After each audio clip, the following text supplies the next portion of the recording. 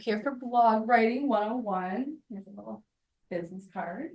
My name is Kayla Jane or Kayla, whichever you prefer. I'm not picky. So today we'll be, of course, talking about blog writing and with more of a focus on small businesses and small business owners. So a little bit about me. I've been working with small businesses, writing blogs, doing SEO, designing websites for about 10 years. I've worked with more holistic brands, also tech and insurance. So I like to kind of bring the joy of storytelling and technology to a wide range of people and businesses. So let's get started, plain and simple. Actually, before we start, I want to hear from you guys. Why are you here? What are you most curious about learning? And do you currently have a blog? Who would like to start? I'm Anne. I'm here to inspire myself to start writing and just putting pen to paper and try something new. Awesome. Get out of my comfort zone a little bit. I do not have a blog. I wouldn't know where to start. I've operated a home-based pet grooming business for over 30 years and never jumped into the technical side of it. I'm just staying where I am. Yeah, that's so fair. Perhaps maybe I need to,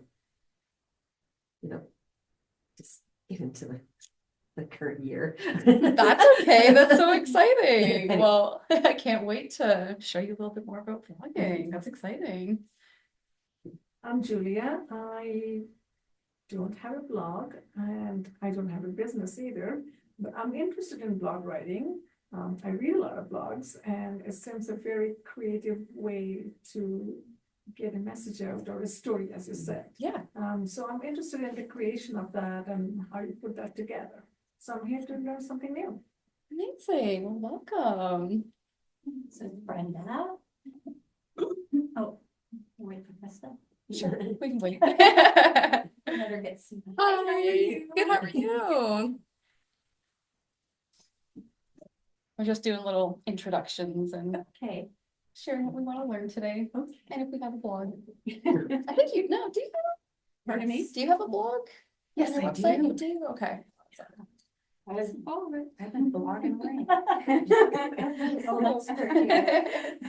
So my name's Brenda and I have a small private therapy practice and a website, and blogging is a way to get more SEO, so more traffic and hopefully more clients, which hopefully, that I can afford to retire next year. And I used to write years ago and I stopped. I'm not sure why, and just getting going again it's like blank, so it's something I want to do. I want to get writing again, but I need some help, some inspiration. I don't currently have a blog, but even just writing copy for the website or my bio for things like that is just such a struggle for me, even though I have written stuff in the past. So Well, you're in a great place to get started and rekindle that spark for writing. Your turn. I'm Krista Fitz, and I'm a realtor here in Minto, and I have a website and I do have a blog, and it's new to me. Heather just set that up for me earlier in the year, and I've been blogging. I'm just not really sure if what I'm doing is correct, and I just like to just get some tips. Awesome. Well, welcome everyone. And I'm really happy to hear that you've all been curious about the writing side of things, because I actually did put together a writing exercise that we'll do at the end. Depending how much time we have will kind of depend how much time we spend on it, but even so, it'll be something that I hope that you can like take home, and if you want to work on a new blog post, you can. So not to get too far ahead, let's talk about it. What is a blog? I mean, it sounds like you all kind of have a really good idea of what a blog is. And if we want to give it a fancy definition, a blog is a type of website or online platform where individuals, businesses, or organization publish written content in a much more informal or conversational style. I mean, depending on your business, like you can make it a bit more technical and everything, but generally speaking, we're here to kind of have a conversation with our audience. And blogs can, of course, cover various topics such as your personal experiences, opinions, industry insights, educational content, news, product reviews, and each entry or blog post is usually displayed with the most recent post appearing first. And of course, our goal for today is to guide you in learning how business owners or creatives, writers, develop a structured and engaging blog post that can align with your goals and audience needs. So there's a couple different types of blogs, and this is exciting because we've all kind of covered it here a little bit. But blogs have really evolved into a powerful tool of self-expression, marketing, and really just offering a way for the audience to engage in an online community. So we have personal blogs. We kind of talked about that earlier. So they'll be used by individuals to share personal stories, experiences, or hobbies, recipes. I'm sure you've all Googled a recipe and you get the life story that goes with it. Then we have business blogs. So of course, created by companies to share industry insights, promote products, or just simply engage with their audience. We have more niche style blogs. So focusing on a certain subject like travel, fashion, food, technology, whatever it may be. And then, of course, news blogs, which will cover current events and trends in various sectors. So looking at this, it's kind of exciting to see how far-reaching blogging actually can be, whether you are a business owner or if you're doing it more for a creative pursuit. And just some key quick notes about a blog, is that they're, of course, very content focused. The main feature is written content, but of course and we will get more into this, but it's highly suggested to add like images, videos, infographics, those sorts of things, just to kind of like amp up the content, but don't worry about that yet. Regularly updated. This is also another topic that we'll cover. One of the most common questions I get is how often do I blog? So we'll get to that. But the key takeaway is like regularly updated, and I know it can definitely be challenging. Like one week you're like, yeah, I got 3 blog posts out. Then all of a sudden 3 months go by and you're like, oh my gosh, what happened? So I do hope the lesson that we'll be doing later too, that can help develop writing as like a habit and then like incorporating it into your schedule so you can keep it updated. Engagement. Of course, many blogs allow readers to leave comments, share the post on social media, or like to interact with you. This will be like fine-tuned depending on your industry and what your own goals are, right? Like you, as a therapist, you may or may not want people to be like sharing a lot about their experience. But if you're writing something that's a bit more like personal, like you went on a trip, like maybe you want to hear what other people have experienced going to the same place or whatever it may be. And like I said earlier, an informal tone. So most blogs are written in a very conversational tone compared to formal articles. And this is because it makes it more relatable and accessible. Do you have more fun reading something that's personal and engaging and creative, or a news article? That's the simplest way to put it together or to compare them together. And yeah, and like I said too, there are definitely times where you may have a more formal tone, especially like real estate. I'm sure there's kind of like that like fine line between like fun and informal, right? So these are not like unbreakable rules. Please break them as they see fit. And yeah, as we kind of like move through this too, you'll hopefully be able to like, oh yeah, I can like customize that to make it sound like this for my audience. And of course, as we go through, if you have any questions, definitely throw them out there. So why does blogging matter for your business or your creative pursuit? It builds brand awareness and credibility. So with that, when let's say someone is looking up a new product for a locally made soap, and they want it to be from Minto County, they want it to have honey and lavender. And they go online and they're like, oh, Minto County lavender soap, handmade. And the business blog pops up with a blog post explaining why their soap is the best or how it's like sustainably sourced. And that kind of gets into the brand awareness side because hopefully they buy something then and there, but if they don't, they'll hopefully come back. And it also builds the credibility, especially in the online world. Everything is very busy and loud online, but having a blog really gives us an opportunity to showcase what we do, how we do it, and why it's the best. And that kind of ties into promoting your products and services in a very non-intrusive way. You can use like Google ads and like social media ads to promote blog posts, but we're not going to be talking about that today. We're just going to focus more on the organic side of it. So not paying for ads or promoting content like that. But this is when SEO will pop up and I will do a little run through of some of the things that were at that last workshop for that. But yeah, it really helps to get your brand and products out there in a very like conversational, educational way. So something to experiment. And it really helps to provide value and build trust with your customers. And it's kind of like what I said too. It's if you can show and tell the story behind your products on a blog, you get more like room and space than just on an actual like product blurb. Or if someone's looking to buy a house in the area, a blog can allow you to go like a little bit deeper and be like, this is why this area is great. Like, here's what my customers have to say, all that sort of stuff.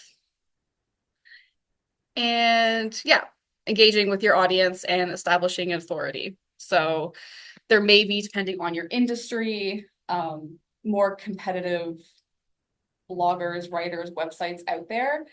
But at least if you are making the effort and like putting some like fresh content out there and using your voice with it, it really shows that you're taking ownership for who you are, who you stand for, what you're selling, or what you're offering. So we're going to dive into some tips for writing content. And some key takeaways about what makes a great blog post is one, relevance. You want content that is going to align with your audience needs. And of course, this is going to be very like fine-tuned depending on what your goals are, what your business is, etc., etc. Value. So we want to write blogs and share content that answers questions or solves problems. Engagement. We want to hopefully keep readers interested from start to finish. We want them to be SEO friendly, so that's optimizing it for search engines to bring in more traffic, and we do this by highlighting keywords or key terms from your business and the blog post. Don't worry too much about SEO again. And then a clear call to action. This is what we want at the end of the blog post or in the middle of the blog post to encourage readers to take action, whether that's subscribing to your newsletter, booking a call, whatever it may be. So definitely some things to keep in mind as we're moving through this and we do the writing exercise at the end. And just to touch a little bit more on some of the features of a blog is our keywords. So this will help people find the content, kind of like that example with the lavender honey soap. I don't even know if that's a thing, but we're gonna go with it. If I'm searching and I put that into my computer, ideally I want a search result, whether it's a blog post, product page, whatever it may be, to come up. And it can be competitive out there, of course, depending on your field. But when we write content, thinking about keywords and answering frequently asked questions, it allows us to share a story, highlight why, we're the best. Again, relevant, up to date. So we want to cover relevant topics that you have experience or expertise in related to your field, service, or audience. And the goal here is really to be accurate, update current pages, removing any duplicate content. Like, it's really not recommended to keep writing the same thing over and over again, just like changing a couple words here and there. And again, with multimedia, so when possible, when we are writing blog posts, we want to incorporate videos, images, and illustration. They can have a beneficial impact on Google search results too. And I do have some like resources I'll share at the end in regards to creating these multimedia tools, but like there's nothing wrong with stock images. Don't feel like you have to set up a photo shoot every time. If you have your own original images, cool, great, but it's not always the case, and that's okay. And if you can ever incorporate any like videos, awesome, maybe like infographics, promotions, all that sort of stuff.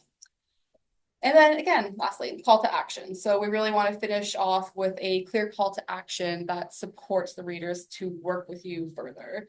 And that is whether it's, like I said, the newsletter, booking a call, whatever it may be. But we ideally don't want people just to come to our blog and be like, oh, cool, great, I enjoyed reading that. And then they don't continue to stay in contact with you, right? Should we like leave a little bit out in that case? It's like, here's all the information. If you want a little bit more, cool. Or like- Yes, definitely. Yeah. And again, like it comes down to like what your topic is and everything.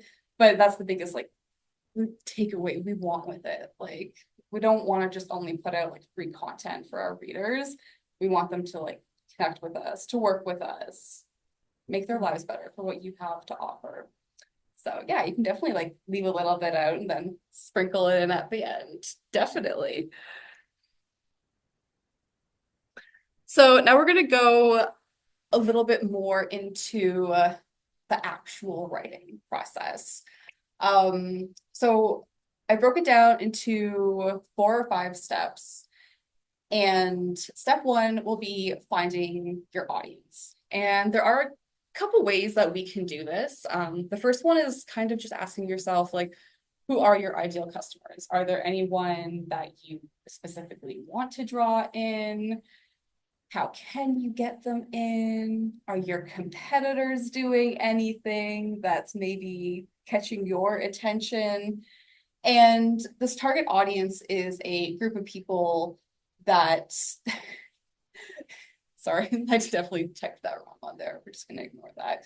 But the target audience is a group of people that are basically defined by characteristics like age, gender, income, interests, challenges, and goals. So when possible, we want to write content that answers these questions for them. And we can start coming up with ideas for this audience, considering what do they want to learn or achieve coming to see you. And understanding your audience needs and challenges can really help you create content that resonates with them, which will hopefully increase their chances to engage with you, share your blog, book that call, click that call to action, whatever it may be. And this is getting a little techie, I do apologize, but we can look at analytics on our website or social media and see what the audience is like on there. Maybe there's a certain post that's done really good. Maybe there's a area or like demographic location that seems to kind of keep popping up for you. And it's like, oh, how could I get my soap in the hands of more people in Guelph?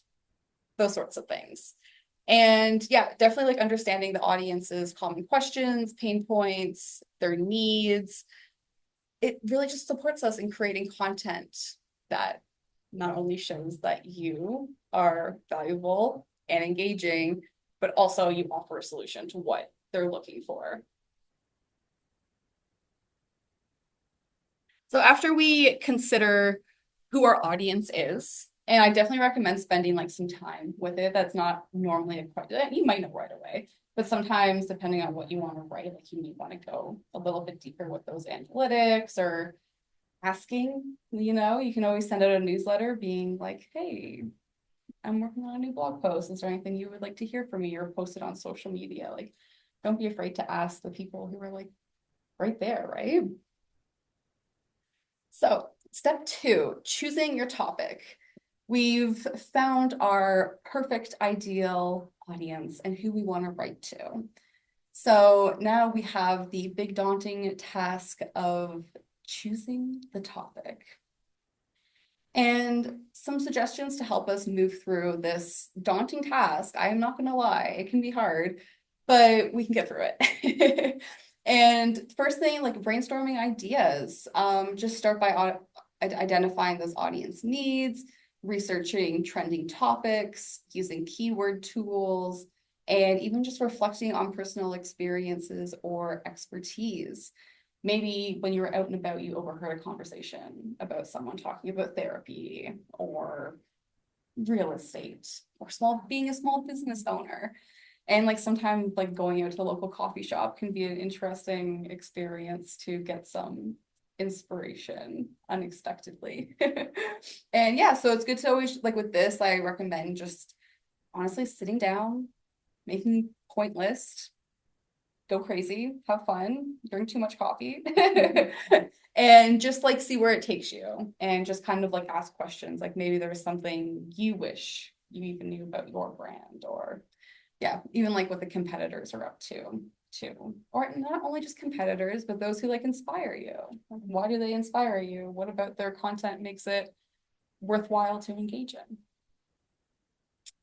So along with that, we can consider to solve the problem. And again, the blog is a great atmosphere for us to explore how we can offer a solution instead of just directing them to a sales page. We can dive more into it. We can get more into the ingredients or the healing benefits or the years of experience that you have. And to solve a problem, we can really identify common pain points, research the audience, FAQs, once again, analyzing the competitors' solutions, and provide actionable step-by-step advice to address these specific challenges. And another good one is researching trends. Just brainstorming ideas that you may see on Google Trends, social media, maybe like industry publications, kind of like looking outside the box of where we can get ideas from. And when we're saying trends, it doesn't have to be these like micro trends that are here and gone. Like think about things too that are like everlasting. It's like, oh yeah, people have always really cared about holistic skincare. How do I get my voice heard in that? And kind of seeing where your expertise and experience offers solutions to these questions that we're still asking. Question. Yes. And this might be, like everyone might know this already, but what is Google Trends? Is that like an actual thing you can go and it tells you like what's trending right now? Yeah, yes. So it's cool. actually you can type it in. I won't do it on the computer now, but yeah, you literally type it in and Google will give you like I'm trying to think of the type of chart that it is. A bar graph? Yeah. I think it's a bar graph, and it'll show you how often a word or term has been searched, and you can like go by years too. So you can be like, So you would just Google Trends, Mhm. and then would you put in keywords to see Yeah. if that, or does it just like, no, you'll put in the keywords, whether it's like one or two keywords, or if you have like even like a broader question, like you want to be like, you could be honey lavender soap, or you can be why do people like honey lavender soap, and depending on how much data is there, you can see. But it's kind of cool too because you can see like the decline and incline of certain search terms. So yeah, it's a really fun tool. Definitely highly recommend poking around on it. Yeah. No, that was a great question. I feel like it's one of the like underrated tools when it comes to like writing blog posts, even like content in general. Yeah, that's interesting. Yeah. So that would just benefit you by using those words. Yeah. More people are going to be seeing it. Is that? Yeah, definitely. And like, depending on your content strategy, like maybe you do want to take the words that are less used. I mean, that's a whole other can of worms. I'm not going to go there, but you could arguably do it. Like if you notice that there is a lower search term for something, maybe you want to experiment and see what it does, right? Because there may be a higher competitive rate with the more popular key terms. So yeah, there's a lot of experimenting with blog writing and content in general, I think, which is something to always kind of keep in the back of your mind. Like you may write a blog post and you're like, oh, I wish it had 200 more readers. Like, what can I do to add to that? And like, maybe it's adding more content, adding more media, changing the headlines, those sorts of things. So, yeah. So I'm just thinking what you're saying, because Yeah. that's all I was thinking was if say this word that you're choosing, like kitten or something. Yeah. And there's like millions of them, well, then how are they gonna pick you? That's what I was thinking. Yeah. How is that benefiting you? I just Yeah. wasn't sure if I was understanding that correctly. No, that's Like, that's it's a like great there's more question. people it's gonna come up for, but think that means there's gonna be more ads that they're gonna get 100%. too, right? So Yeah. how does that help you? Yeah. Like, I'm really not sure. Like that, like social media has like algorithms too, and if Right. something's like trending, they'll start showing, so if kittens are like really big, they'll just start showing kitten videos, Yeah. and all of a sudden you'll get Right, homed into that algorithm. Yeah. right. Yeah. And that's when it would come down to like the fine tuning and like the more like SEO kind of like tips and Mhm. tricks with it. So you may have kittens, but like you could add in a location, so like kittens, Minto County, or maybe you have a really cute batch of black kittens. So it's like, oh, black kittens, Minto County. And so you can like experiment by adding Get a in little like more more specific. words. Exactly. Oh, okay. Yeah. Yeah. So that would help you instead of just being like kittens, because then you're Oh, the little kittens, I just. no, that's like a really good question. And I I'm think just trying to understand it, that was all. Yeah. Just, yeah, not sure if I still do yet, or not, but feel we free. get there. You got this. Yeah, let me know if you have any more questions, because it definitely is, it can be a lot. So yeah, so we got the researching trends, solving problems, brainstorming ideas, and that's all about helping us choosing our topic or topics. Step 3 is now we're getting into the fun stuff. We're gonna create an outline and get writing. So we're gonna want to consider, one, everyone writes differently, and I do like to send this message home, like even though I'm like, okay, intro, body, conclusion, sometimes it doesn't always come out like that. But to simplify our time and like learning about how blogs work today, I did put it into this little box. But sometimes it's good to just like free write about the topic, like it comes to you, write it out, go back to it the next day or later that day, and then you can kind of block out these sections. So first, we have our intro. We want to really hook our readers and introduce the topic and state the purpose of the post. Plain and simple. Usually that can be about, depending how long you're writing, what the topic is, I'll say between like 1 to 5 sentences. You may want it more simple, maybe you want to add a little bit more, but yeah, I would say 1 to 5 sentences. And then we have our body. I do have a graphic that's gonna like also show how these things can or should ideally look on a page. But the body is of course going to break down our topic into key points with subheadings, our images. Maybe we're going to use bullet points to help draw out point forms and help people with the reading of everything. And yeah, the body is really just our opportunity to like get creative, say what needs to be said, and tell the story that you want to get out there. And then we're going to have our conclusion. So you may want to summarize the post, include a call to action, or invite a way for them to engage with it further, whether that like leaving a comment is more your style, maybe it's doing something on social media, whatever it may be. But yeah, we ideally want to kind of bring everything together in 5 to 10 sentences and just kind of like wrap up the key points of the article, put the call to action, and hopefully our reader comes to connect with us. And I feel like we totally just do like a whole session on call to actions. But when we are writing our call to actions, we really want it to be clear, action orientated, and really benefit driven. So we want something that's not only going to benefit us, but it's going to benefit the reader. And we want to use compelling language. We want to create a sense of urgency, but like not a gross sense of urgency. Like we are writing a blog, we still want that friendly, informal tone, but we still get our point across. And we really want to make it easy for the reader to reach out to you next. And we can really have a lot of fun and creativity when it comes to writing our call to actions because you can tailor it to what your blog post says.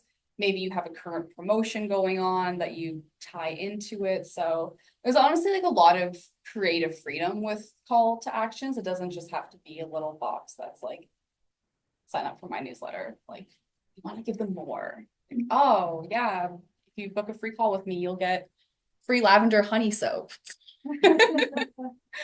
So we'll do that. We'll have our CTA and then of course editing.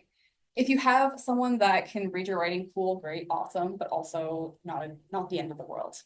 There are some really great tools out there, which I will share at the end, but like Grammarly is really good to like spot grammar issues or just sentence structure. So that's really helpful. And when we are editing, we of course want to make sure the blog is clear, it makes sense, it has a good flow. We want to have the story moving in the right direction. You don't want to be like, oh, today I did this, and then 3 weeks I did that. Oh, now I'm back to today. We kind of want to be like, okay, this is the start to finish of what the topic may be. And definitely fact checking. Like if you are writing about something more holistic or therapeutic or technical, we want to make sure that the facts are right. You can always provide sources in your writing too. I highly recommend putting sources, whether it's at the bottom or you can make it a link. Depends what you're writing. It's like a format, like it's kind of like a citation, You could, like format that's not super formal, but still. it would be like just making it a link. So Yeah. yeah, if I was like writing a blog post about this one, you can like highlight it, make it a link, and then on the like back end of the blog post, you can just do like a no follow, so Google doesn't really read it. But It's on, sorry. yeah, no, I read when I said that, I was like, oh, here she goes. Yeah, so if you're I could probably show you at the end maybe, but if you're in like the back end, like doing a blog post, and then you highlight the text that you want to become a link, it should give you an option to say no follow or follow. And clicking the no follow can be beneficial, especially as like creatives and small businesses, because Google doesn't associate that link to your website as much. What would the benefit be of that?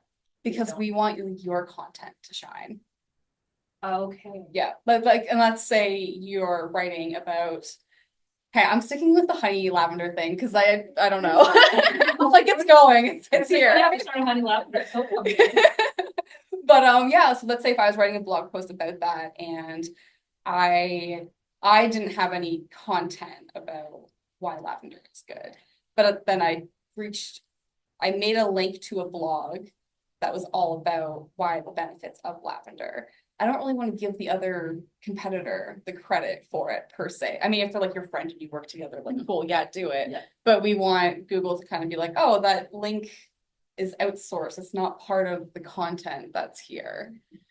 How will that affect, like, is that for like SEO purposes? Yeah, yeah. It's not like a deal breaker. It's not like, oh, you shared a link and now Google's gonna be like, excuse me, why'd you do that? Yeah, it's more so for like SEO and like how your site is crawled and everything. Okay, so. Yeah. It would like kind of be point people in the direction of that website. if Yeah. They searched it versus going to your website. Yeah. That kind of. Yeah. Okay. You got it. Yeah, and we want to keep people on your Yeah. website, of course, right? So No follow. yeah, yeah, no follow in the links. Yeah. Yeah, so that's a little glimpse of editing. Again, if you have people that can help you, great. But if not, just like spend time to thoroughly read through it. Make sure everything has a good flow, grammar's good. You got the key points, have that call to action. And then lastly, we have adding visuals. So like I've been saying, adding images, infographics, or videos that support the content themes or goals are a great way to break up the text and improve engagement, because when we're reading a blog post, like have you ever been on a blog and it's just text? Are you gonna read it? No. You're not gonna read it, right? Yeah, you're like, oh, I need something to break this up. And adding visuals is a great way to do that, because if we can get really crafty and fine tune it to maybe a product we have or promotion, another blog post. It's great because then we have people that are spending more time on your website. They're engaging with your content. They didn't just open up a blog post and we're like, oh wow, this is 5,000 words and there's not a paragraph in between. I'm not reading this.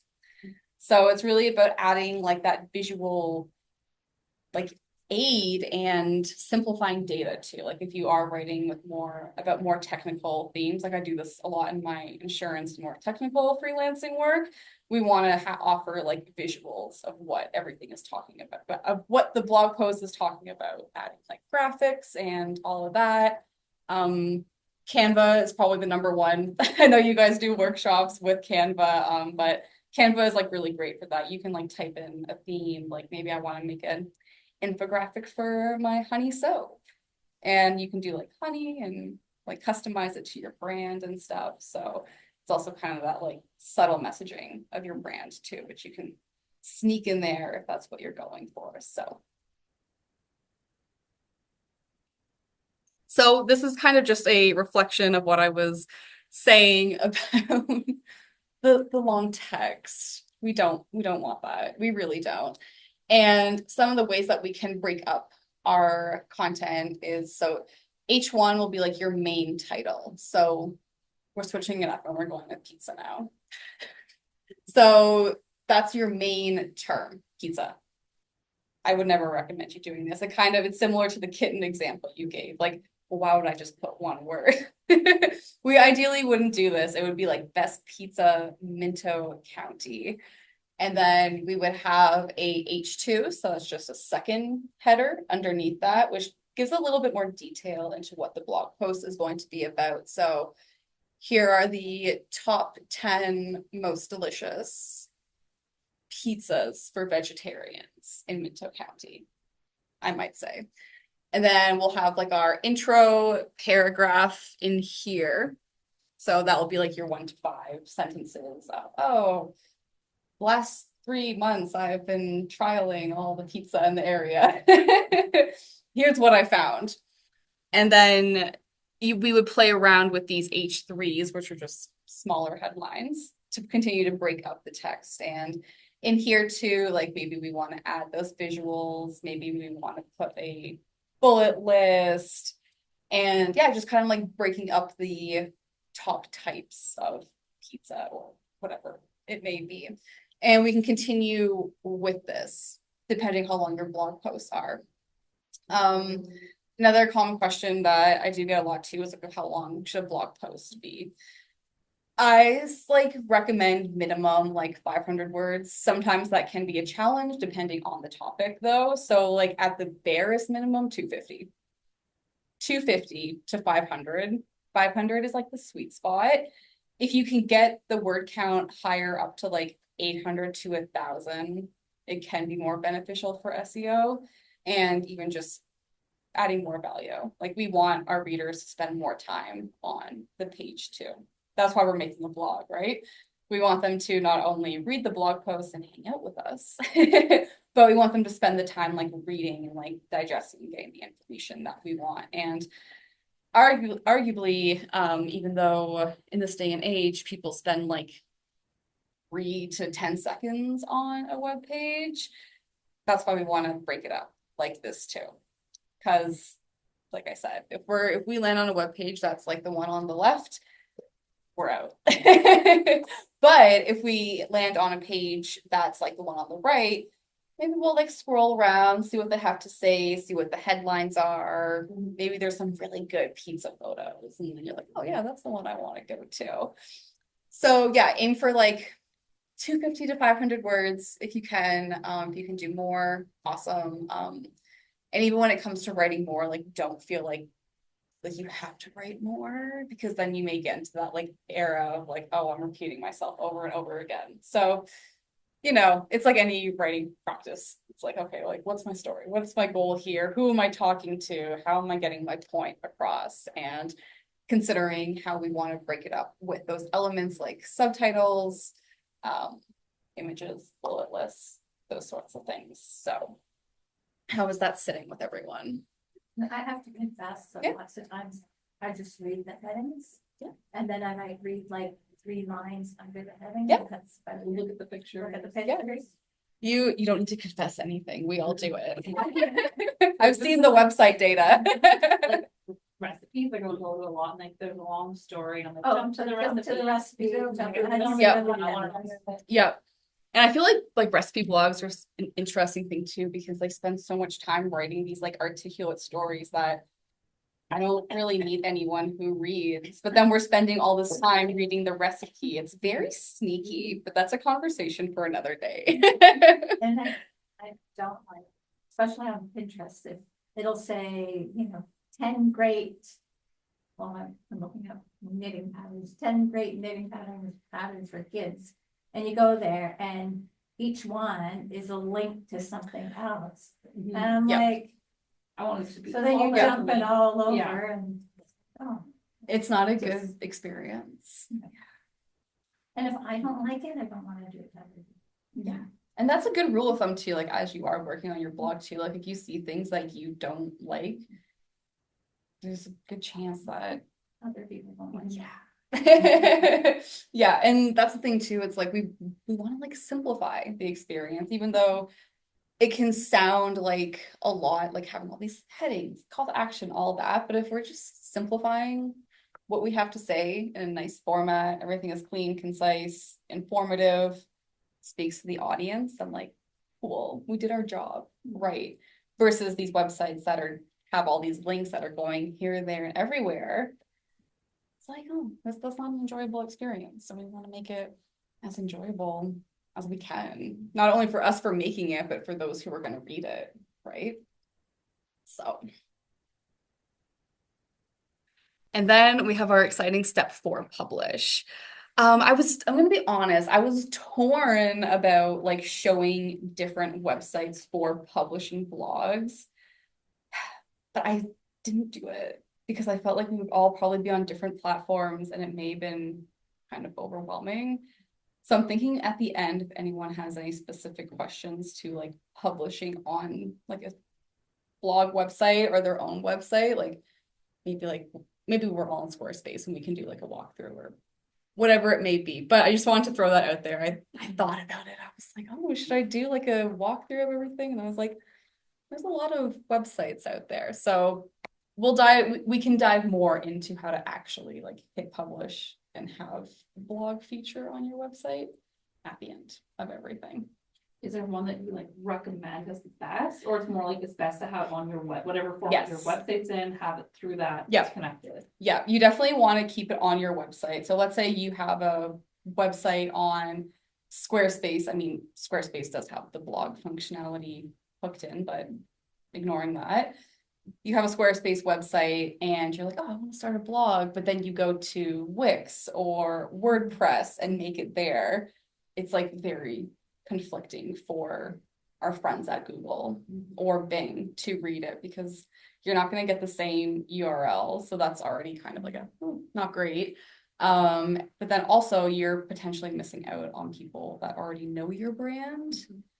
And they're like, oh yeah, this is the website that I know. And the chances of you moving over the same layout, same all of that to a new site, you're just creating a lot more work for yourself. And 2, like just keep it all in one place because Google will be like, thank you, I can search your website better.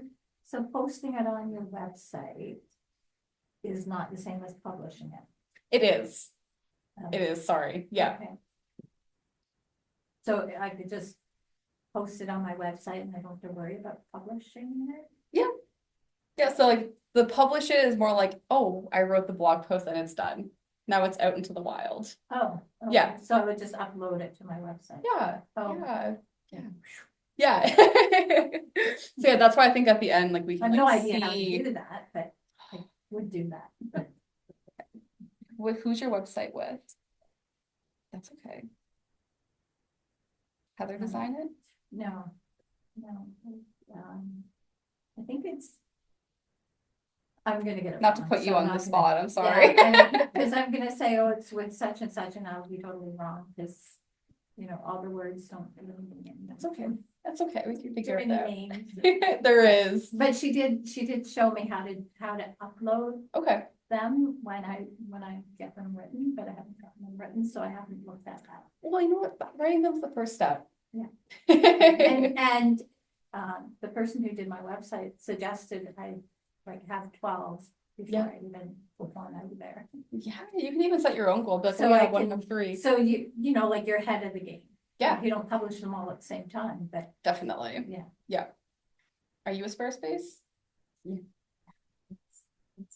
Yeah, cause I it's like like it. right there. Yeah. And you don't have a website, No. right? Okay, and you're also, okay, Okay. I'm curious. I don't know. yeah, that's okay. So yeah, that's hitting publish. It's out in the wild. It's doing its thing. It made it. You did it. You did the hard thing. You wrote something. So now we're gonna spend a little bit time with the big question is how often should you blog? And like I said in the beginning, like whatever posting schedule you choose, like consistency is the key. Like, sure, yeah, we can all say we want to do 2 to 4 blog posts a month, but you know what? Life happens. So what does consistency look like to you? Maybe that's 1 or 2 blog posts a month. Maybe it is one once a week. And I think the biggest like suggestion I always have for my clients too, it's like work what's best for you and also your audience, right? Like we don't want to just be writing blog posts to write blog posts. Like take the time, figure out what you want to say, what needs to be said, what's being asked, and like go from there. But there are some suggestions in a perfect world of how often we should write. And the first one for SEO and growing traffic on your website is about 2 to 4 posts per week. Yeah, it's hard. God. It's hard. Like, yeah. And the reason behind this is that publishing more frequently helps improve the blog search engine rankings and increase website traffic. Google sees that you're busy and they're like, oh, gold star, we like you. I mean, that's a very general statement because if you were just like posting the same blog post over and over again, Google will be like, no, you're just repost, copying and pasting the same thing over again. So that's why we don't want to do that.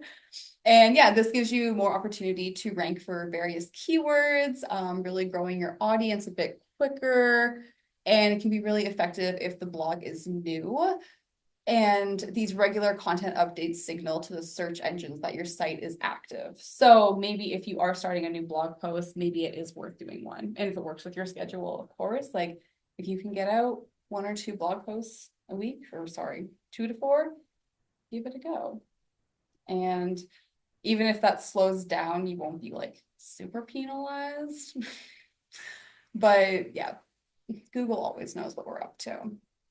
But yeah, if that's what you want to get started with, if you really just want to really get out there with your blogging, aim for 2 to 4 posts per week.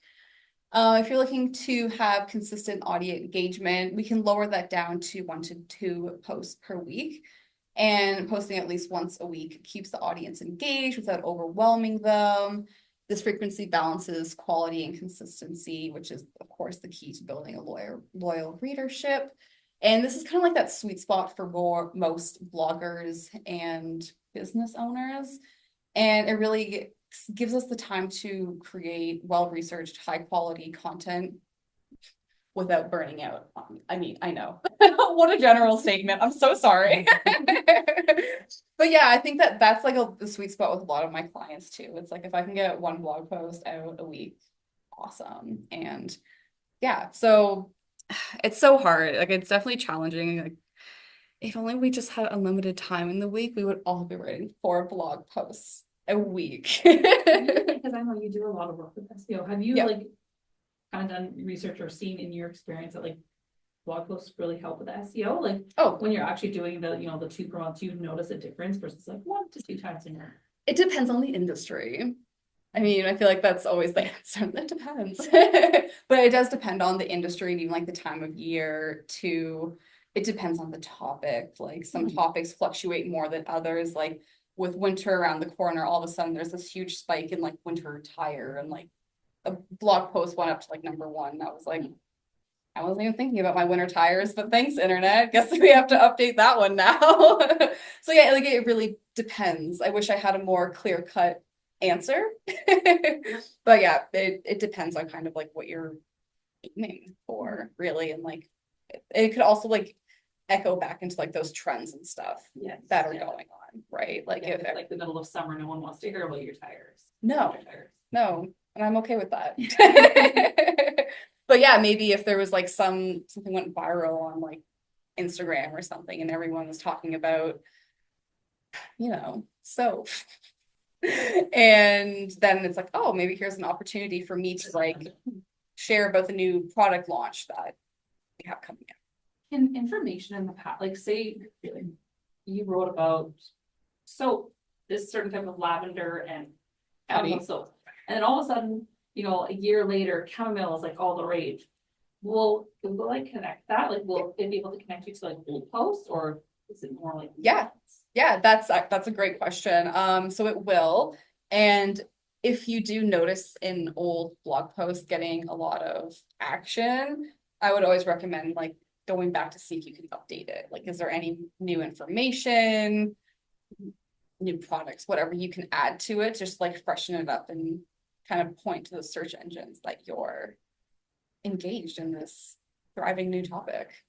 Yeah. So yeah, if you ever notice that too, it's like, oh, everyone seems to be talking about this. Oh, I wrote this blog post, which is great because then you can repurpose your content and instead of having to write something new, that's just going to be a reflection of what you already wrote. So sometimes it is better to go back and update. Like, would you link it? You'd be like, please check out my blog, but we're re-linking this blog post from the past. No, Or it's like we would redo it and just be like.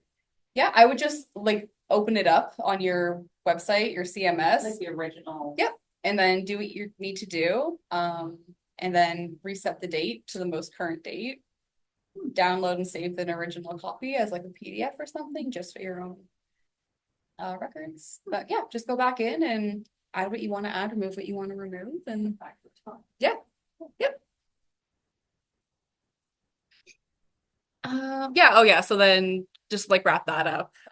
If you are working in like very like in-depth research heavy content, like I mean quality over quantity goes across the board, but especially if you're in one of those like very specialized, maybe it's like a medical field or even like therapy, it's kind of like, okay, we need the time to make sure our sources, our references, etc. are good.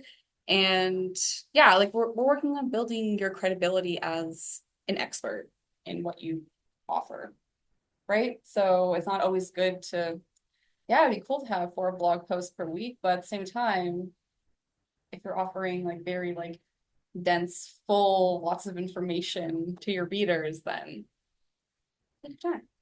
Take your time with it. So now we're going to take a look at promoting our blog content. Of course, we have social media. How do you all feel about social media? Necessary. It's a good way to put it. Yeah. Necessary evil. Are we all kind of in the same boat with that one? Yeah, I'm with you. And I won't go like too much into the social media side of things. I mean, just with it, like with Facebook, sharing the blog in relevant groups or pages or your personal profile. Facebook groups can be a unique way to share your content, but it may depend on the Facebook group rules and stuff. And sometimes they're a little rude about self-promotion. Twitter or X, using relevant hashtags. Honestly, lowest priority. No one really uses it anymore, but it works for some people depending on the industry and how engaged they are on Twitter. LinkedIn can actually be a really great place for promoting professional or industry related blogs. You can also share them in LinkedIn groups or LinkedIn articles. So we're seeing that it's not just about sharing it to Instagram or whatever social media platform. It's like finding those like groups that have similar interests and kind of like seeing who we can connect with to either like engage with the comment, engage with the blog post, or maybe just visit it on your site. So a couple ways around that.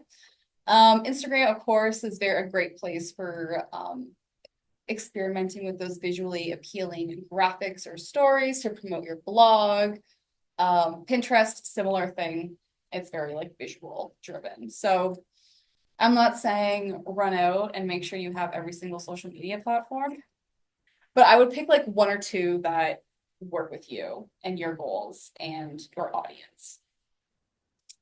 Newsletters, I do highly recommend having a newsletter list.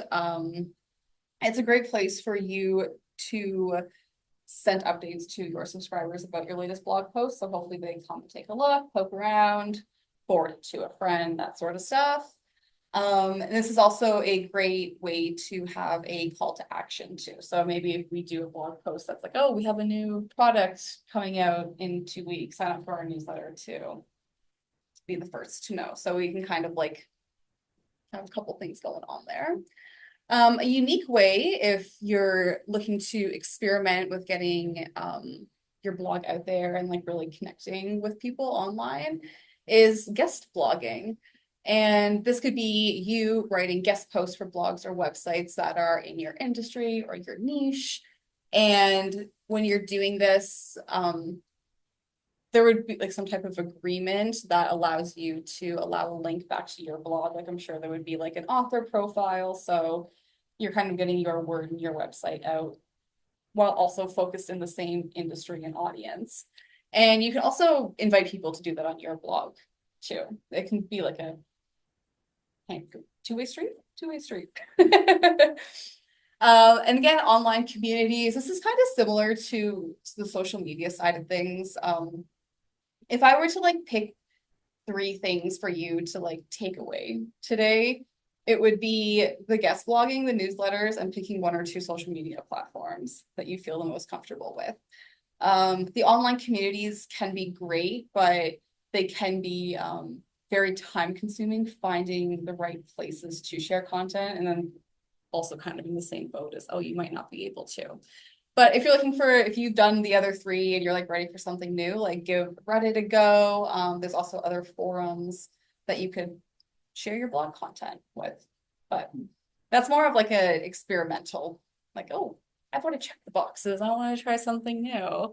But yeah, I would definitely recommend get those 1 to 2 social media platforms, newsletters, and see if you can do some guest blogging, whether that's on someone else's website or they come to you. How the fun part. So we're gonna be sorry for those that I met back in winter or spring, but we're back. We are back at SEO.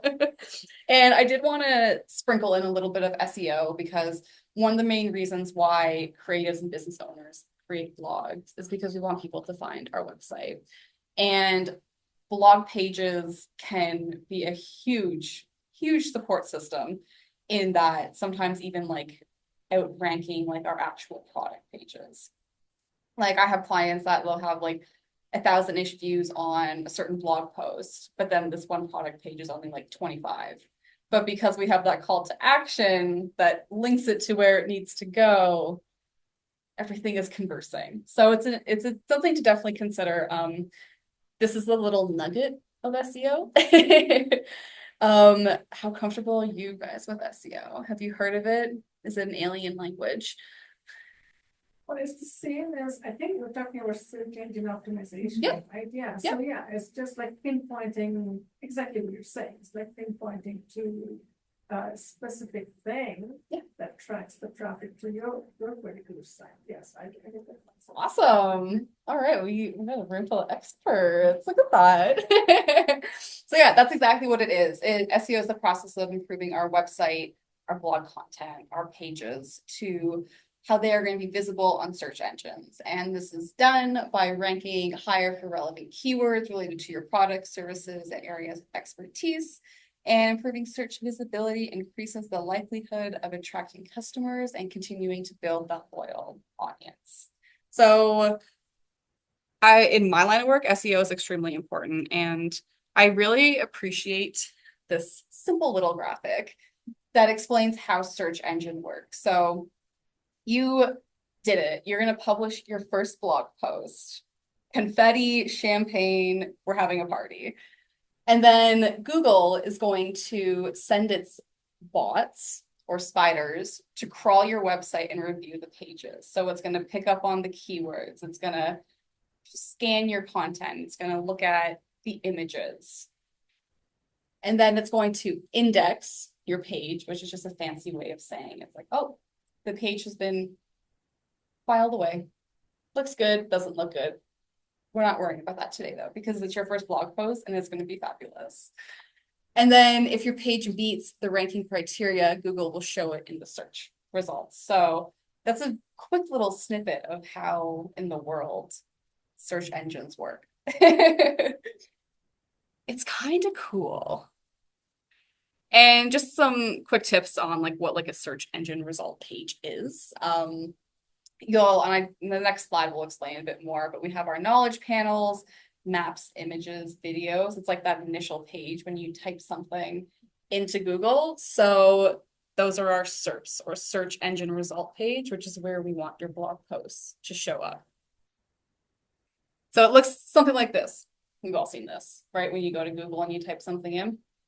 So just wanted to like have a little visual of that. I won't get too much into this today, but I did want to point out like the image results and video results are there. So if you are in the line of work that allows you to experiment with those multimedia opportunities, they can show up on Google. So yeah, mostly, most with blogs, like you're mostly going to get those like text results, and then the rich results are like images and like how-tos. Like if you did like a how-to guide for something, maybe we want to try to get it up there, but you've all seen those before. And then down here is kind of like those people also ask and all that sort of stuff. And as I've been kind of hinting at, SEO super matters for our blog, and it really helps us with the brand visibility. So people may be typing in your brand's name. They may be searching in a certain product or service you offer.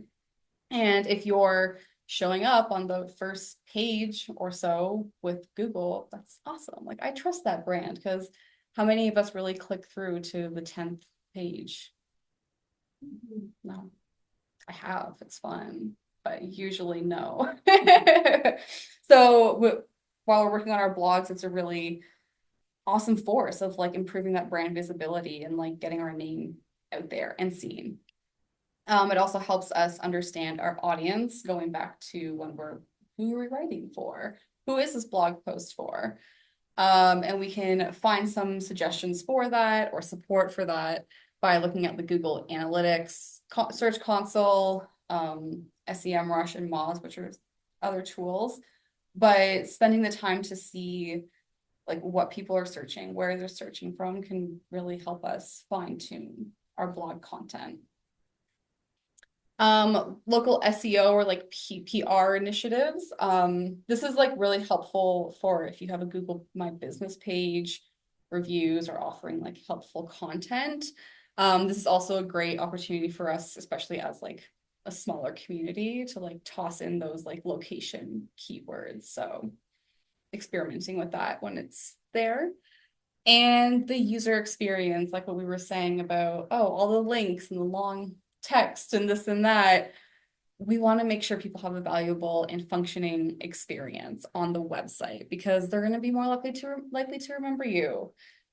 They'll shop by, they'll stop by, they'll shop, they'll book, because it was a good digital experience. And so many of us, I mean, I don't even need to explain it or say it, but so many of us, we go online first before we do something in person. So why not make sure that that user experience is as valuable and beneficial and smooth as we can get it. I won't dive too much into this, but just some like SEO terms that you may come across when you are working on your blog. Number one is the meta title and description. So when you are publishing your blog post on the back end, it'll usually be like a bar that's like meta title, meta description. And this is where we want to put our keywords, but also kind of have a short summary of what the article is about. So if you do ever see meta title and meta description, just be clear with the keywords that you're using. If you want to add location, you can do that, benefits of the product, that sort of thing. The meta title is usually between 50 to 78 characters. And then meta description is usually like 150, give or take. And some website platforms may tell you the number that you should use. I think it works best. Keywords, like I said, like a long tail keyword be like, where can I eat ice cream versus ice cream shop? So if there is a way to highlight that your blog post is about best ice cream in Minto County, like try to put that in that like meta title area. Our conversions, we talked lots about it. Call to actions. We can usually, if it's set up to, we can also kind of get some like data from that too sometimes. So that can also help you planning your content strategy or where you want more call to actions to go.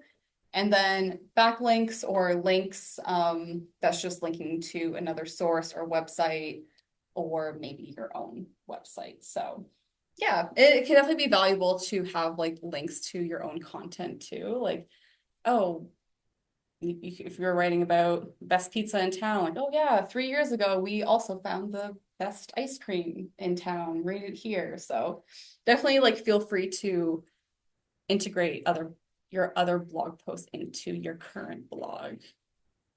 Sense? Yeah. Can you update keywords? Yeah. Can you change them even if it's an old post? Totally. Yeah, definitely. Yep, that's completely fine. Yeah, you can even like update the date when you do it, because then Google will be like, oh, look at you updating your content. So yeah. I have a question. Yeah. Like obviously for businesses, the goal would be with your blog post to push your product or your services. For some people that are just wanting to do like, from what I understand, you can make a fair amount of income doing a blog and pushing advertisements, or like, do you have any recommendations on like, should it be an organic push? Like, and how would you do that if you wanted to do it? And is that worth it, or is it kind of unprofessional from a business perspective? That's a good question. So a lot of not even a lot, all of the like blog writing and clients I work with, no one does advertising. So I actually don't really have an answer for that. For like, if you say you wanted to write Yes. a blog Say, about yeah, I wanted to recipes. write a book, Yeah. write a blog about Indian cooking. Yeah. For example, right? So I could be using spices, all of these things, and they Yeah. could have links to places where I buy spices.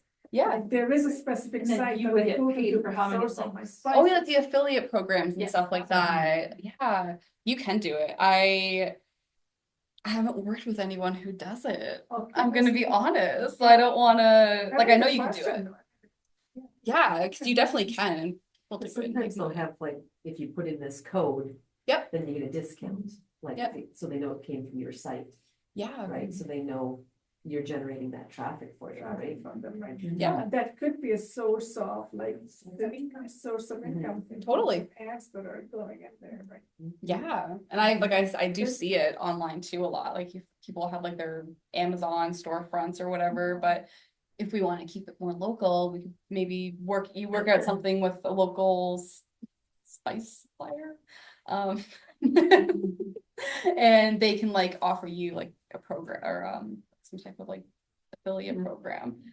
Yeah, I wish I was more experienced in it, but No, it's just interesting. So it's called affiliate. Affiliate. I'm sure they Google it. Yeah, it's like- How it works. yeah, probably. But most of, like you said, like if it's a business blog, not really the right venue for it. I mean, I guess it depends what you're selling, but like ideally if it again comes down to like what the topic is and who you are and what you're doing, but generally speaking, if you're selling a product, you probably want to keep your readers on your Your product. page. Yeah, yeah. Yeah. Yeah. Yeah. Like for Krista say she would post about maintenance for a house, and then she sent a link to Home Hardware or whatever, and like somehow like Yeah. Oh, that could like work. partnerships kind of Yeah. advertising partnership. Yeah. Or like Yeah. a mortgage company or something. Yeah. Yeah, that was a great question. Thank you. Because it's kind of like you want it, you don't want people leaving your site to go looking somewhere else. But if you're promoting them and they're promoting you, so you have to like weigh that out, I think. Definitely. Yeah. I mean, there's definitely like people that probably make some nice side income, like linking to like their Amazon shops and stuff. Mhm. But I think it's like more interesting and beneficial to work with people in your actual community. Yeah. Right. And I really like this idea of like home hardware, for example, like, oh, show this blog post, get free yard waste bags for a year. But yeah. Yeah, it drives me crazy too, when you're on somebody's website or reading a blog or something, and there's all this advertising. Yeah. It's like, I made the mistake, I was looking up bras, and now everything is got bras on it. Yeah. It doesn't matter what you look up, it's Yeah. it's everywhere. Yeah. And some people get paid to have ads. Yeah. On the site. Yeah. Mhm. And that's like the thing, like, I won't side off too much with this, but like WordPress, if you ever notice anyone's like using like a WordPress blog, like a lot of them are like very like advertisement heavy. So I think it comes down to your goals, honestly. Like if you do want it to be like some solid side income, like maybe it is worth going to it through an affiliate program, working with members in the community, this or that. But if you're focused more on like your products or just your story, then keep it to that. If I'm looking for some information, I don't wanna be like jumping over all these ads and then having pop-ups and Yeah. then. It says you can download this knitting pattern and you hit, and it's some other thing that you clicked on. It's like. Yeah, yeah, it definitely is frustrating. I do not enjoy website experiences like that. Yeah. Yeah, so that's that. I'm just gonna take a quick little smooth through this. So the SEO setup is like really similar to when we're working on our blog. Like we have our audience, so we want to like fine tune who that audience is, who we're writing for. We want to consider the keywords for our business, if that is one, or if we're just doing creative storytelling. We want to kind of consider what those keywords are too. So with that, like if you want an exercise to do when you're home or later in the week, you can do like create 5 short keywords. So that would just be like 1 to 3 words that related to your blog or business. And then you want to come up with 5 long tail keywords. So that may be like questions that people commonly ask. So if you want a little exercise to do. And then setting up analytics, this is a whole thing on its own, but if you currently have a website or you're getting a website, like promise me you'll make sure that the analytics are set up right. Please. Because it really provides valuable information into your customers, getting new keywords, seeing what products are working, what blog posts are working, like what ones are people reading the most of. So it really helps gain insight into our audience. And then, like I said, too, with the content, we want to make sure that our blog is aligned to what the actual website is about. I mean, you're not going to have a real estate website on the front, but then there's also an Indian cookbook on the side. And then there's a little sprinkle of therapy. Like, you let me know how it goes. But we want to like make sure that we're like sticking to like our goals and our audience and like staying true to like who our brand is and not trying to be someone who we're not. And again, staying up to date, doing the best we can. Algorithms are constantly changing. Definitely reach out to any experts. You can send me an email if you ever have any questions about that sort of stuff. Because it's a lot and you have blog posts to write. You don't need to worry about your SEO. That's what we're here for. So some common mistakes. I gathered the top 10 mistakes I have done myself and things I've experienced with clients. And here's a little dive into those. So, of the lack of being clear and focused about your blog, not understanding the audience, just kind of like writing to write, which sounds fun, but like, what is the purpose? Who are you writing for? Like, what is your actual goals with it? We want a little bit of consistency when it comes to what we're selling, promoting, including on our blog. The inconsistent posting schedule. So this is important, going back to those few slides ago. So of course there's times life happens, we get that. But it's when you do like 4 blog posts in a week and then you don't write anything for 4 months. We want to avoid that as much as possible. Poor SEO, you knew that one was coming. So when we ignore SEO, it really it can have a negative impact on the blog's visibility on our search engine results. So reducing your potential audience, views, clicks, etc. So we can have proper SEO optimization by using our relevant keywords, optimizing headings, meta descriptions, all those big things that I spent about 10 seconds on. Not promoting our blog. So that's why I kind of mentioned that too earlier. Whether it is on social media or your newsletter, word of mouth, whatever it may be, but promoting your blog is so important, especially as we're just getting started. Like, yell it from the rooftops, tell your family and friends and your clients, like, hey, I started writing a blog, and just start to get the word out there, because when we can engage in relevant online communities, we can attract more readers and like bring people together. Once again, focusing on quantity over quality. If you want to write 10 100-word blog posts, go ahead, but I can't speak for the credibility and engagement for it. But if we're writing like high quality, well-researched, valuable content that supports our audience and our goals, then we're doing the good thing. Of course, neglecting the audience, not addressing their pain points, questions, or preferences, or just like your general like theme or industry. I mean, again, real estate and therapy, like you guys can do a guest blog on each other's pages if you want, but your readers might be like, why? Yeah. Not engaging with the readers. So, I mean, this is going to be very like dependent on like your goals for the blog and like what you're writing about. But whether it is through like comments or social media, like we want it to be a conversational place, right? And really help to build a like sense of community when it comes to our storytelling. Overlooking the visuals and designs. So a blog with poor designs, too many advertisements, too many links, things just popping up everywhere. It's not a fun time. So we definitely want to spend the time to have those images, those infographics, and to break up the text to help with the readability. And if you are new to creating your blog too, this is a great time to kind of experiment with like the layouts that you like, what you don't like, see what moves seamlessly and also still supports your brand. Ignoring analytics, of course, I just touched on that in the last thing. Get your analytics set up properly, please.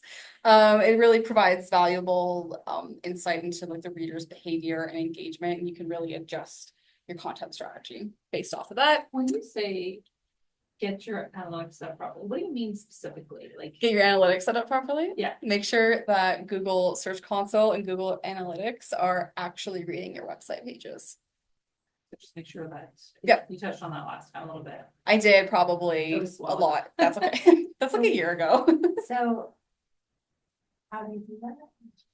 I mean, so if I could like summarize how to get your analytics set up properly, you're gonna go to Google Analytics. You're gonna put your website address in, and then it should start to read your pages, and it'll tell you if there's any warnings. 2 people have looked at your website. Yeah, and they'll tell you like what pages have been observed, if there's any like issues with it. That's a whole other can of worms, but yeah, it'll tell you like if things look good or if they look bad and what pages are doing good or where they could be improved. Norton was flagging like suspicious. I had to Oh. contact them. Interesting. You get it all sorted out? Yeah. Okay. Yeah, it didn't take much. I'm like, Yeah. this is my website. It's not It's probably a word suspicious, you and they use. were fine. I think it was just because it was new and it was little and it was, I don't know why. Interesting. Well, I'm happy it's all sorted. Yeah, and then lastly, of course, not having call to action. 9 times out of 10, 10 times out of 10, we want to finish up with a call to action to encourage our audience to stay with us. Okay, so I have a blog writing exercise. Do you guys need a break or anything before we do some writing? Right. Everyone's good?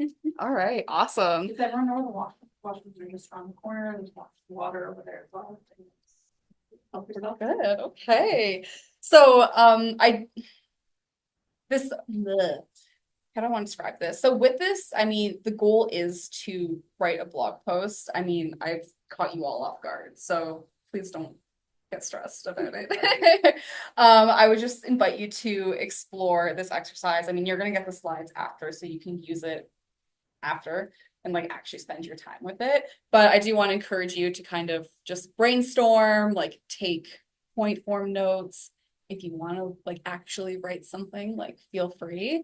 We'll probably spend like 5-ish minutes on each prompt. But yeah, I just really want to like say like don't stress yourself out about this. You'll have time to actually like take your time with it. But I wanted to walk you through what I walk my clients through when it comes to them getting started with a blog. So let's have some fun. All right. So our step 1 of our blog writing is to define the purpose. So the prompt here is to think about what you want to achieve with this blog post, or if it's better suited to you, just starting the blog. Take some time to consider if you want to like educate, inform, entertain, or promote something. And there's a couple other questions here too. So what's the main topic you want to write about? What problem or question does your blog post address? How does it benefit your audience?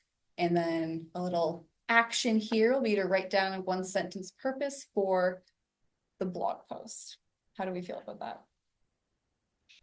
Yeah, okay. So Awesome. yay! So we'll set up like 3 minutes or so. And like again, like if you just want to like point note, feel free. And yeah, I'll let you know.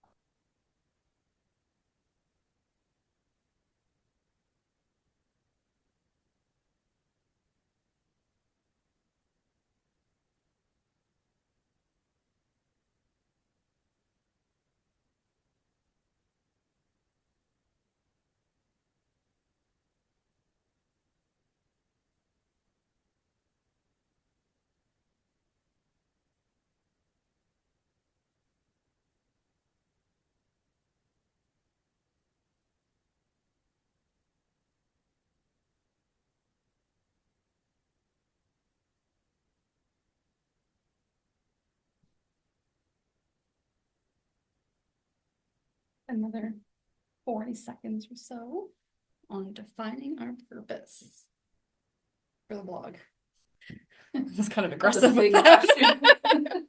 The crisis here.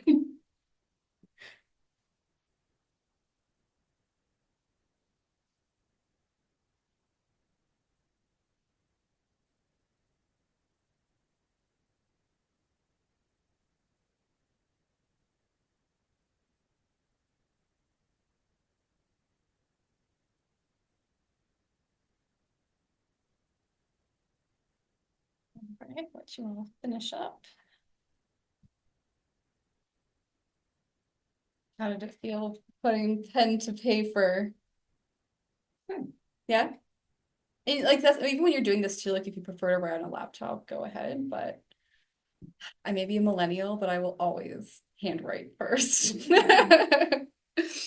All right, so hopefully that helps you define what your purpose is for the blog. If you found your purpose in life, cool, even better. So step 2, we're gonna identify our audience. Of course, we're doing this with not a whole lot. Well, I think you probably have some information on your clients and audience and everything, but let's just have fun. We can invent our dream audience right now. We don't need to worry about the specifics or anything like that. Like, let's just have fun. So our prompt for this step 2 is to consider who will be reading the blog post. And some questions to consider here is, who is the ideal reader? What are their needs, interests, or challenges related to your business? And how will your blog post provide value to them?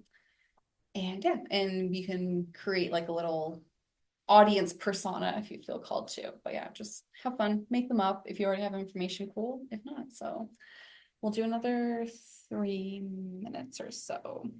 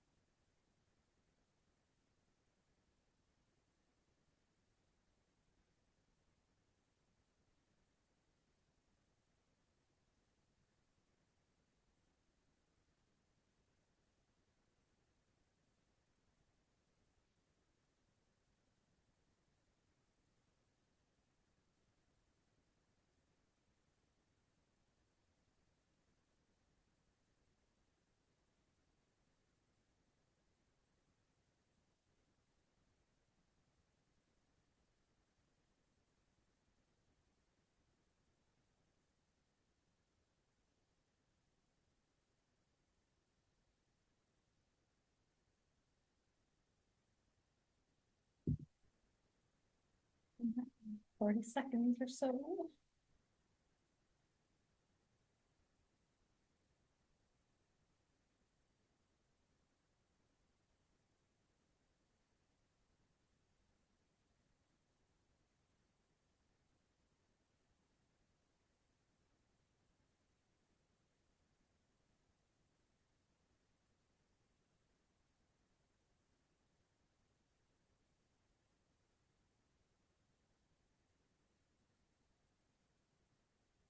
Okay.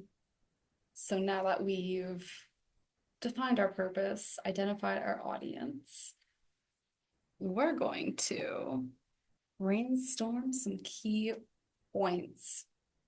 So this part of the activity will just guide us through exploring what key points we want to cover in our blog post. And with this, I just suggest doing like a bullet list, coming up with some ideas. Yeah, create a list of 3 to 5 main ideas or sections for the post, and you can do a brief description. So maybe you want to experiment with like what a headline could be, like, oh, best lavender bath bombs. And then maybe put like a sentence or two being like, oh, I want to talk about this new product that I have, that sort of thing. So yeah, I'll just spend a couple minutes on there. Do you guys feel like you want more time, or is the 3 minutes good? 3 minutes is good? Cool. All right.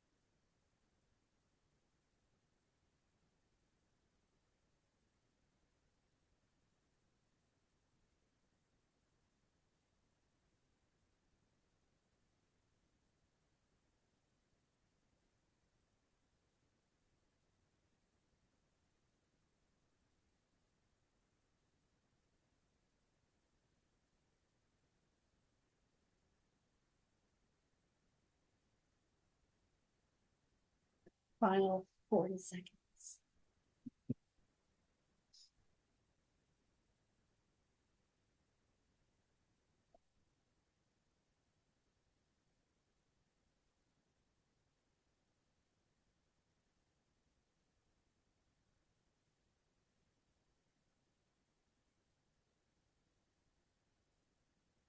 All right, now that we're getting somewhere. Are we getting somewhere? Do we feel like we're getting anywhere? So kind of, yeah, So, yeah, okay. So this is if you were doing this, at home with much more time. I would recommend like spending a good like 30 minutes on prompt 4.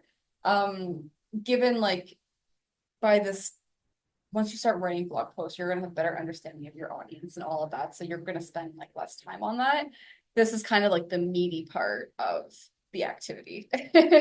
This is when we will be like writing an outline that includes the introduction. How do we want to open up to our audience? What's the main body going to have? So what are the key points going to be? Are there any images you want? Those sorts of things. Your call to action conclusion. And you don't need to have, especially like for right now, like we may not have all these answers, but just go with it. Make up something new if you feel like it. Just keep writing. But yeah, if you're doing it at home, like this would be that opportunity to set like a half hour timer, no one bothers you unless they're bringing you a cup of coffee or a glass of wine, and that's that. So yeah, I'll do 3 minutes again. If you guys feel like you're like in a good flow with it, like we can add another couple minutes to it. So just imagine that you're writing your first blog post or your time. You are in your journey. Put it on the scale. Oh, you are just in time.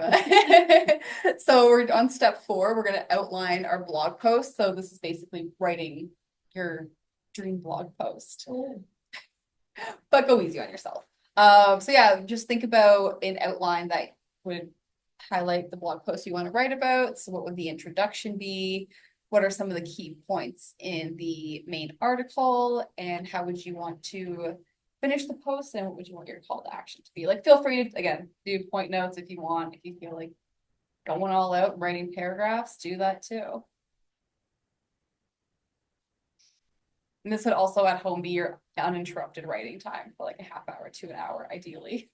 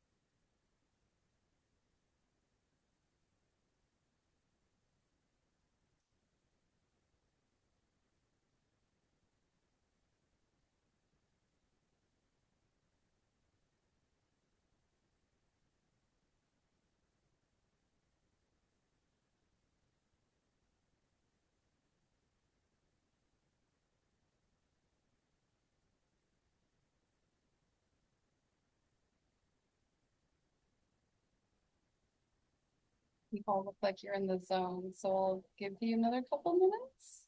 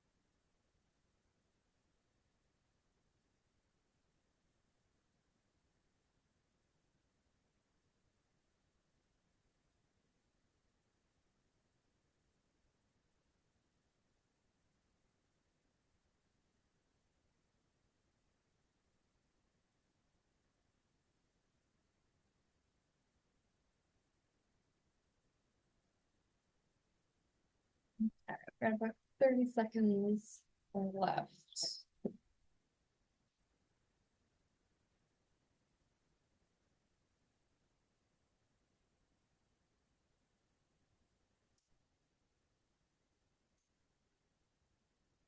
How did that part feel? actually writing. Yeah, surprisingly. Yeah, I think because you broke it down like that, it was a little bit easier than I was kind of. Thinking that would be a daunting task. to Yeah, do it's the something whole just under idea, but pressure it's just like like that. step by step, it's not so scary.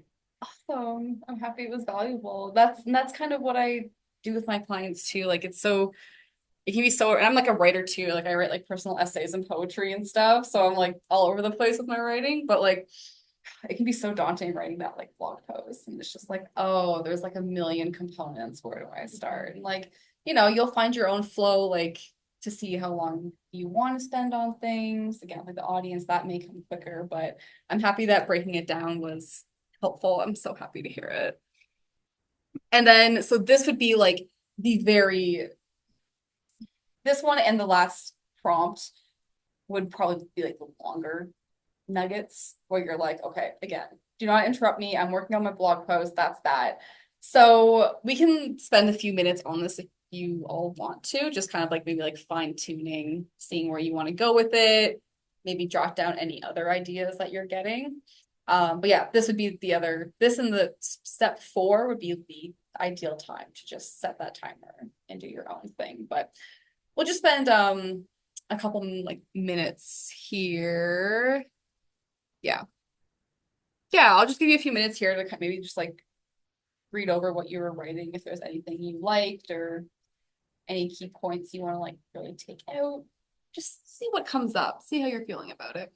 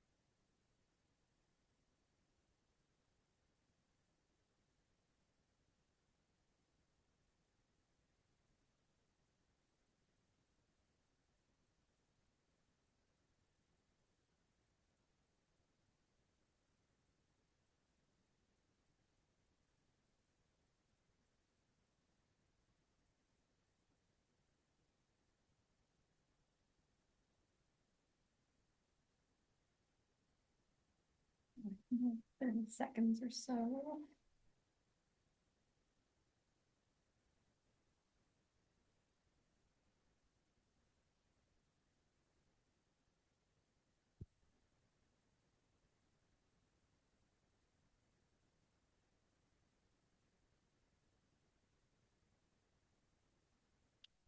Yeah, with that part too, I forgot to like mention this earlier, but when we are working on that first draft, like try your best not to worry about perfection or like editing. Just write.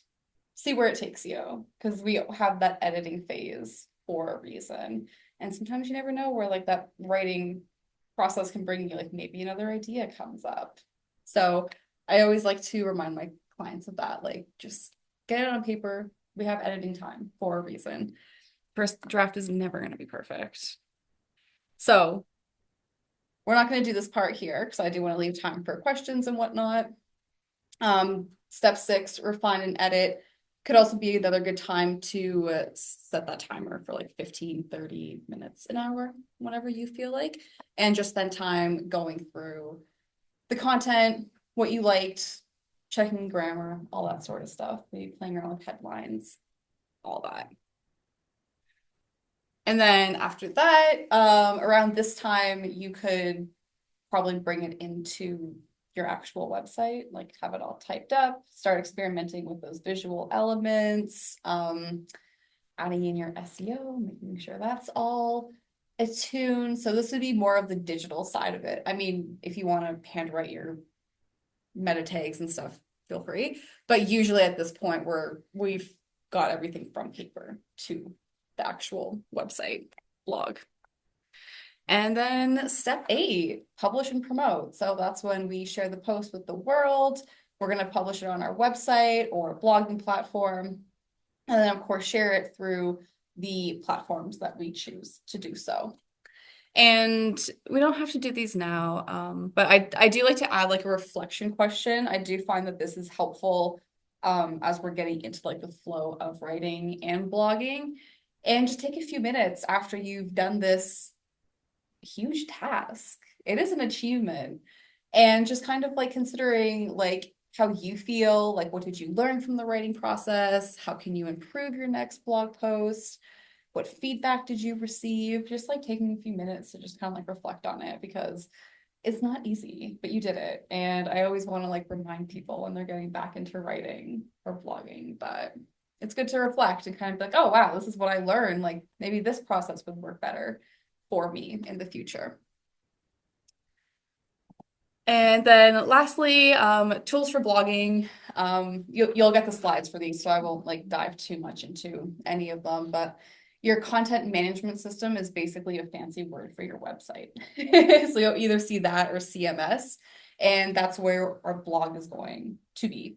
Some writing tools are Grammarly, Hemingway, and Google Docs. Some SEO tools are here. A really fun one is Headline Analyzer by CoSchedule. That's what I recently started experimenting with, but it'll like, you can input your headline and it'll tell you if you can improve it or not. It's kind of fun. Take it with a grain of salt. And then with visuals, we of course have Canva. Unsplash is perfect for free images, really good high quality, and Pexels, but Canva is awesome. I mean, if you kind of get everything in there too. You get your images, you get graphics, all that sort of stuff, but it's a conversation for another day. So, questions. How are you all doing? Are there any platforms that you can use that don't cost you any money to get started? Yeah. So WordPress can be free. It depends on the like design that it's probably one of the most frustrating things in this day and age. Like the fact of every single platform basically costs money. But I'd recommend WordPress would probably be your best bet. Because you can just have a blog on there and you can have a nice, clean, simple design, go from there. That's probably the best option. A lot of my clients have a website and then they'll add like Squarespace option or whatever. But yeah, there are like more like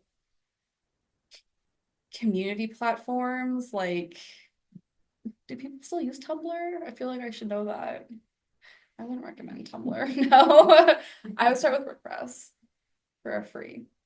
So if you don't have a website, so where is your blog then? If you put it on WordPress, like, does it create a landing page for you? Like, is it just floating out in the air? Isn't all the internet just floating out there?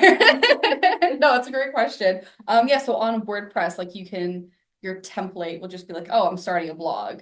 And then you can add your pages, like depending on the template, like you can have a welcome page, like, hey, this is my blog, I'm so-and-so. I write about this, and then just have blog posts on it. Okay, so it's kind of like a very Yeah. mini website. And that's the thing, it's still like a website. So you can still be Google. Yes. Yeah. Yep. It can still pop up with your keywords and. Yep. You got it. Yeah. So it would depend too, like, again, like with WordPress, it's like if you have services, like there may be an additional fee to have people book, but. That's the only reason why I kind of like avoided diving into like platform specific, because they're all so different and. It's a wild world out there. But if you do it through your website, then it's all included in your website. Yeah, yeah. So, not another thing to think about. No, it's great. Like most websites, you'll just like click the little tab that's like blog, and then all your blog posts will be there, and you can format it, upload all your stuff, and do all that. So Do you recommend it to be on like the top headline of your website or like down the bottom? I mean, that's gonna depend on the layout of the website. I would pretty much always suggest having an option at the top, just so that people can see it when it's right there, especially like for you guys, if people are looking at events or whatever's Yeah, going on, they're like, oh, well, cool, there's a blog. Like maybe if I click the blog, I can see what's the recent news is. Yeah. Kind of like thinking about that. So just in your menu? Yep.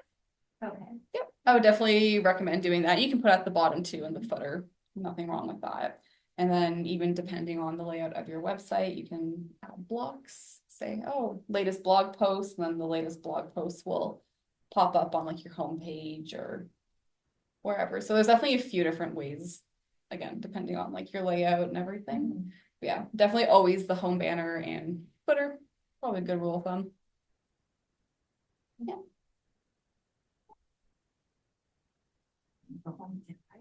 Wow, Brenda, that's impressive. I mean, my problem is I never know what to- I don't know, say like, what would people be interested in? What would, you know, What the are same people as asking when you about? Yeah, somebody wants me to do a presentation. What do you like to know? yeah. But sometimes I think that too. I think, well, what do people ask me? Yeah. So like when somebody comes to you, like, Yeah. like I don't know what to ask you. Yeah, that's a great like Like- way to get inspiration. It's like, oh, Yeah, what were because people when you're asking me? answering their questions, and then perhaps that could be a blog. Is there like a trend that you're seeing with your clients? Yeah. Yeah, like, See, mental health is a huge area, Yeah. right? I just don't know, like, how do you narrow it down? Workplace Everybody mental has their Start. own, Yeah. everybody has their own specific thing that Yeah. they are struggling, right? Yeah. Yeah. One of the things that we talked about at work a little bit is, even though we think we're not using all this jargony professional language, average people, like, lots of people are like, I don't know what CBT is. Yeah. That we forget. And I guess every industry has that.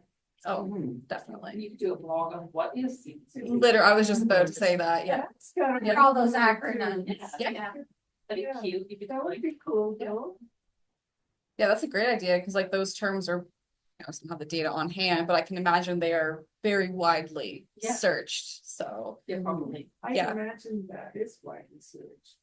Because I do that, if I'm reading something and there's something I don't know they're talking about, something, I'll look up and.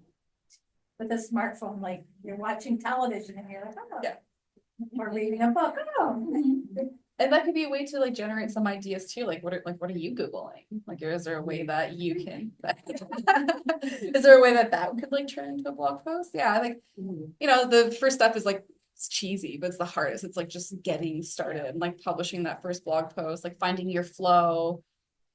Like just yeah, like and it's also cheesy, but like genuinely like, have fun with it. Like, you know, I know it's a serious thing and like our businesses and all that are a serious thing, but at the same time, like a blog's an opportunity to experiment and like show that creative side. And And then there's always that fear that once it's out there, it's out there.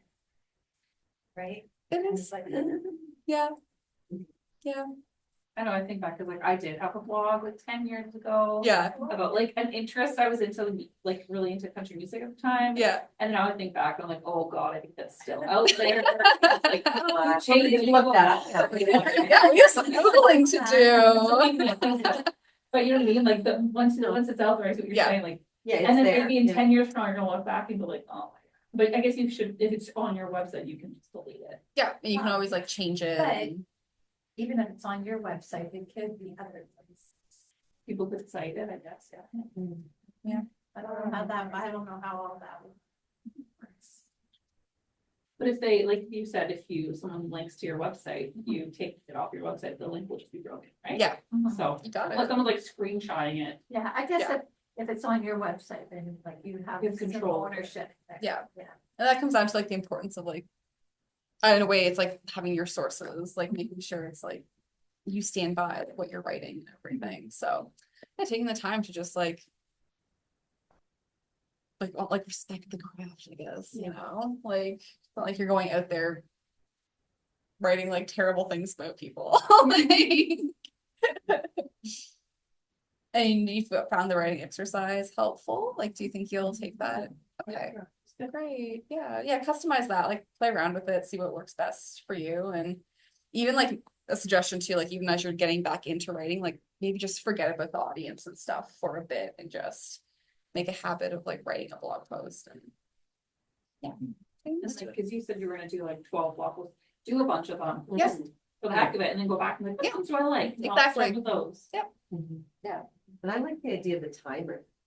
For It some helps. reason, when it's just, Mhm. what am I gonna write? I could sit there forever. But when you say, okay, now go, you've got so much time, it's like, shit. Gotcha. We're writing something. You know, like, and for some reason that inspired me to put my pen down. I thought, holy crap, what, that just came out. And I Perfect. didn't realize what came out, but it was just funny, like how the timer seemed to help. Breaks it up into like little chunks. I Yeah. don't know, 3 it just minutes, I yeah. do seemed to, 3 minutes. Yeah. it seemed to help me anyway. I don't know about anybody else, but it helped me Awesome. get going. Great. Yeah. Okay, hear it. Yeah. Well, yeah, I guess if that's it for questions. We can wrap up. So right now I do have some spots if you want to work with me on your content strategy, SEO, website design, blog editing. Maybe you want some support setting up the blog. Maybe you want some